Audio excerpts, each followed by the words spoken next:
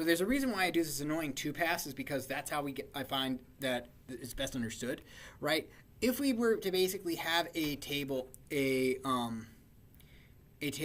that represented the frequency of the human language, right? This is the frequency counts we'd get. We'd get 186 spaces for every 103 E's and 80 T's and 64 A's and 63 O's, right? This is how often, so 1X would occur. If we see 1X, we'd have seen like 13 B's and 32 D's and 186 spaces. And so we would use this to build this frequency table, right? X, Q, Z, and J on the bottom, right? So I don't know how they really ordered that, so that X and Q got there and Z and J got there, but you notice that X, Q, Z, and J, they occur at the same thing, right? So, but we build that, and we notice that X and Q and Z and J, because they occur least often, they have the most bits to get to them. Now, on the other hand, space, the most common character, because every word has space, has 3 spaces. Now, in our example back up there, we didn't really use any spaces. So, again, how would this be made if we were actually trying to make this? Okay, so let's go ahead and I'm going to make part of it, the bottom part of it. So let's see, it was X and Q, and then Z and J. So I'm going to do X, Q, Z, J. Right. So here we've given them, and on your exam will be something like this, where I give you a much smaller table, right? Maybe like 5 characters, the character counts that we already have, right? And I'll say, and then you go, okay, X occurs once, and Q occurs once, Z occurs once, and J occurs once. And then next in the table is K is equal to 5.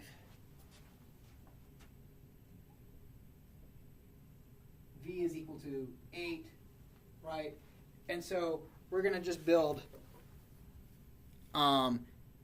this part of we're going to just build this branch of the tree right here, right? Just to show how this works again as another example of running through it.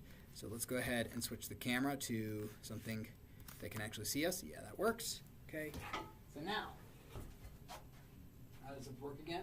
The algorithm is as follows to build an encoding for this. It would be, we would first DQ Z and X and Q. X and Q. With the combined weight of 2 would get inserted into here, into this priority queue. So 2, sorry, dash, no symbol there, weight of 2. And then this priority queue gets reordered. So 2 would end up over here. So then we DQ Z and J. I'll just put 2 prime over here. Z and J. So I'm just moving these over. K, V, 5, and 8. Right? 2, tick. There. So now we can combine, and so now we DQ the next 2 characters. So now we've reinserted. So there's still stuff in this queue. So DQ, DQ. This one goes on the left. Q tick goes on the right. Combined weight of 4. That ends up going in front here. And now we DQ 4 and K.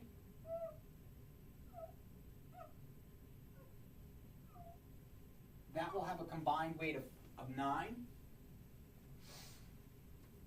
And then so that's, and remember I put it at the end and I put the other one at the beginning because that was the way the reordering would work.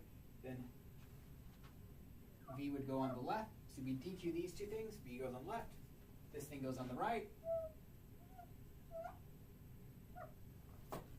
And it has a combined weight of 17. Right? And if we look at our original, so let's take a look at this.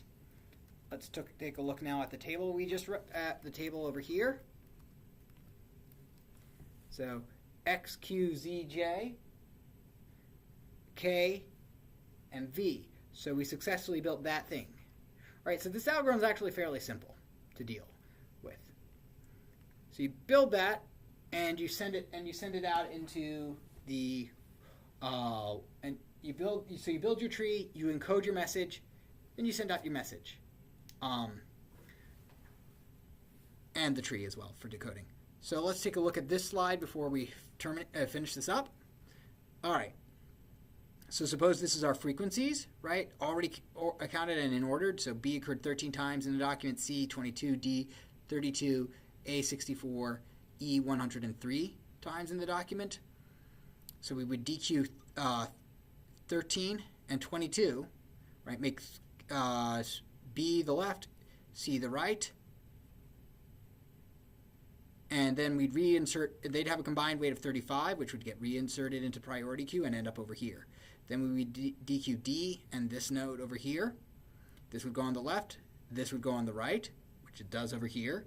That has a combined weight of 32 plus 35, which ends up being 67.